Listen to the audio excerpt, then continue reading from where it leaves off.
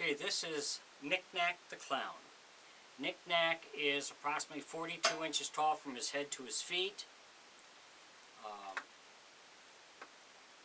His eyes are acrylic. They do not move. He is completely carved out of wood. His hands and his feet are all carved out of wood.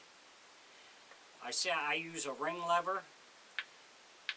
You can adjust this where you want it, but I find I use this on all of the figures when I was doing it, and it works really good for your left or your right hand, your finger or your thumb.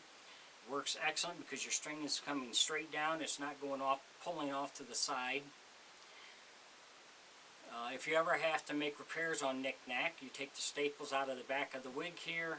There's a screw on each side. You take those out and this back will open up if you ever have to get inside.